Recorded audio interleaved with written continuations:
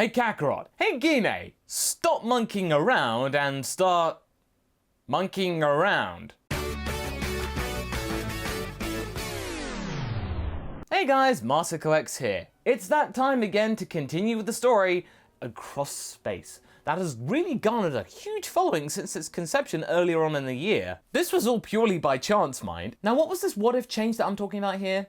Well, it only completely changed the bedrock of the Dragon Ball story and kind of made the whole Saiyan revelation completely and utterly meaningless. It kind of made the first part of it, the original Dragon Ball, relatively safe in the grand scheme of things. I'm talking about what if Gine, Goku's mother, went with him to Earth. Far back in the first part, we supposed the idea of how could you mesh Dragon Ball Minus's story and the Bardock special Father of Goku's story into one cohesive unit that meant that both narratives could work, simultaneously and in a somewhat harmony. It would make logical sense, using both characters. Little did we know that the official makers tried to do that as well, and then it ended up throwing the Bardock special out entirely. I mean, I like Dragon Ball Minus and all, but they could have at least tried to make a whole new thing. Seriously, I proved it! You can have Gine and edgy Bardock be a couple!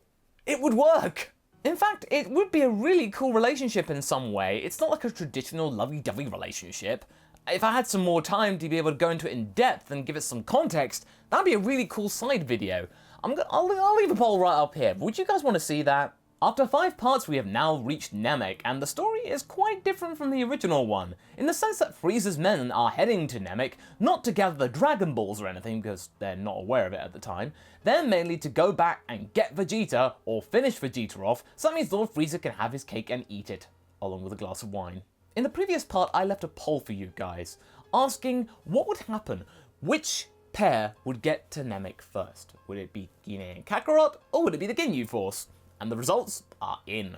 With 59% of the vote, you chose Gine and Kakarot to actually get to Namek first instead of the Ginyu Force. So it's a relatively safe route, but you gave me your result and I'm going to respect that. And again, it is a safe option, but I think it's good material for Gine. Yeah, I can make it work. I mean, let's be honest, it's the main reason you're here, isn't it? But before we begin, I would like to talk about today's sponsor, which is a favourite of mine, called NordVPN. These days, the internet is a pretty tricky place to navigate, what with identity fraud and scams being at the forefront, I myself being a victim. However, I feel much more secure with my solar flare to internet theft, NordVPN. Protect your internet browsing from adbots and malicious hackers using military-grade encryption technology with a choice of over 60 countries. Android and iOS apps also aid you on the move. If I'm ever traveling, I can get protected by NordVPN in just 2 taps on my phone. Nothing to worry about. And if you use my link nordvpn.com/Masako right now, you can get 66% off a 2-year plan with them, and 30 days to try it out for free. Start protecting your internet experience today with 66% off a 2-year plan by going to nordvpn.com/MASAKO. Now let's get back to the what if. Last time, Vegeta began hounding the group of Gohan, Bulma, Krillin, and Chi-Chi, with Krillin using the solar flare to buy them some time. Now Vegeta is biding his time, waiting for Kakarot and Gine to get there because he's implying that those two will arrive sooner or later to help out the weaklings. With your vote, they do indeed get to the planet first, and their training together has been rather fruitful. Despite Gine being in her late 40s, thanks to Saiyan biology, she's just as active and energetic as she was when she was in her late teens. Which, means that they're in their fighting prime and they can just battle and battle and battle. Together with Kakarot, they're a very formidable team, and they just have gotten loads of gains in the week of their training. Now, in past what-ifs that have included the trip to Namek, I've always stated that if Goku or Kakarot or whatever he's called right now had a training partner in some way, that the multiplier that Goku got would have been much higher than it was in the original story, and it was already quite impressive there on its own. I usually say it can increase about 9 or 10 times instead of like 7 or 8, and that is the case here, with Kakarot getting up to around 99,000, or may as well just be 100,000, and Gine getting to around 50,000. Now this isn't down to physical or narrative bias or anything. It's just simply the fact that Kakarot has just great genetics, because he's not only just got the sheer potential of Gine, He's also got the ability and determination from Bardock too. And Gine is plenty powerful herself. You know, she's a really strong character for this time in the story, and can easily provide assistance as well as collaboration with her son because, you know, they got tag team stuff. But it is quite clear that her lust for battle isn't as great as her son's. Let's just be honest here. She never originally wanted to fight. She's now kind of just fulfilling a bargain and just, yeah, being nice to her son. Still though, there is one thing that hasn't escaped her thought, and that she's now 100 times stronger than she was when planet Vegeta was destroyed. That's a pretty big milestone. In any case, Vegeta can sense their arrival. However, at this point in the story, his ability to sense energy is very, very basic. He wouldn't be able to tell about specific power levels or anything like that based on, you know, sensing energy, but he can sense people there. Luckily for him though, he is able to try and take out the weaker twerps because with Gohan sensing his father and grandmother arriving, therefore he's far too excited and immediately just goes off to try and find them with everyone else in hot pursuit, and Vegeta's like, "Ha yes, even gooder." Vegeta finds the group in midair and then immediately kicks Gohan in the gut, and it says, "Oh yes, that felt good." He is asserting his dominance and saying, "Well, I'm even stronger than I was on Earth. You thought you could beat me then? You can't now." They are toast to him. But he isn't aware of the fact that there's about to be an impending kick to his face from a rather irate grandmother, Gine. She then berates Vegeta for daring to harm her only grandchild, and then she realizes she kind of drop-kicked the Prince of All Saiyans. Oh my. Vegeta then gets back on his feet, or, in the air, and his eyes are transfixed on Kakarot. He is determined to right the wrong that happened on Earth and get his just desserts and show he is the Prince of All Saiyans and the strongest Saiyan around. He's going to do what he meant to do back on Earth, and that is to split and get mixed. You know how he never got to perform that moon trick? Well, he's getting to do it now. He calls upon the moon and he immediately transforms into the Great Ape to assert his dominance, because at this time Vegeta likes to do that. Now you're probably thinking, won't Gine go Great Ape as well? Well, she's aware of this. And there is no need to do that because right now, Vegeta isn't all that powerful even in this Great Ape form. All the while, Gine's just standing there, arms crossed with the Roshi glasses on, just thinking, this is just pitiful. Vegeta right now is filled with mirth at the fact that he's managed to get one over Kakarot and then just show Gine for what she really is, a true coward of a Saiyan, not even worthy of being called a Saiyan. He is the true Saiyan elite, and he will stop at nothing for a great bat, and he's on the ground. Oh, Kaioken's a thing. Kaioken times 3 is enough to keep up with the brutish monkey, and Kaioken times 4? Oh boy. It's pretty much at this moment that it's all completely done, but we do get some exciting visuals of a tiny little Kakarot taking out this huge Great Ape. It's just really, really surreal. With Vegeta getting distracted and getting pounded, Krillin is now thinking, I should probably do something about this, and calls upon a Destructo Disc to cut off Vegeta's tail. Vegeta then transforms into his original base form, looking very battered, injured, and very, very flustered. This was all for nothing, and now he's damaged, and he's now screaming even more internally because the Ginyu Force are now in orbit and are about to land on the planet. He is done for. Yeah, his ability to sense energy may be limited, but he can definitely sense 5 specific somewhat strong powers are coming towards the planet, and that can only mean one thing.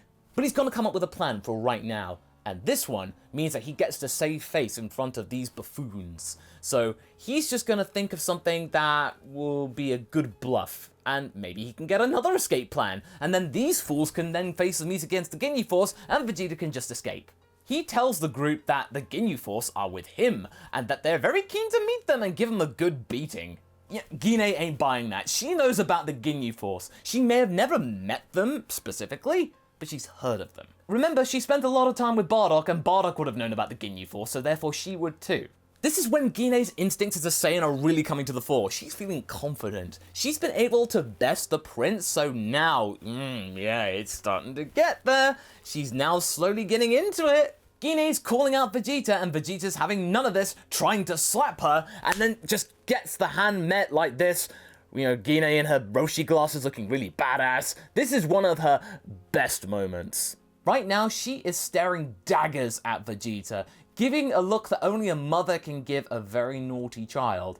The only time that Vegeta's ever seen this before is from his own mother, and this is a very, very disarming stare. And besides, he cannot afford to get even more injured with the Ginyu Force approaching. Sure enough, Ginyu arrives right there and then to collect his prize, take Vegeta back to Lord Frieza, and then, the Lord can just do whatever he wants with him. But what's this? Vegeta managed to grab a bunch of allies in such a short space of time? Why, that's quite extraordinary, Vegeta. But no matter, we're going to be teaching these fools to try and aiding and abetting a very big fugitive of Frieza. Goldo, do your time thing. But before Goldo can get a word in, just Gine blasts him away, really on the high of besting Vegeta. Bardock talks. He would have been talking about the fact that that was just such a cheap trick. Okay. Raccoon? Support? Well, not really providing much support because then Kakarot jumps in with a Kaioken ×2. Oh dear, this is not good right now. Jace, but attack team now!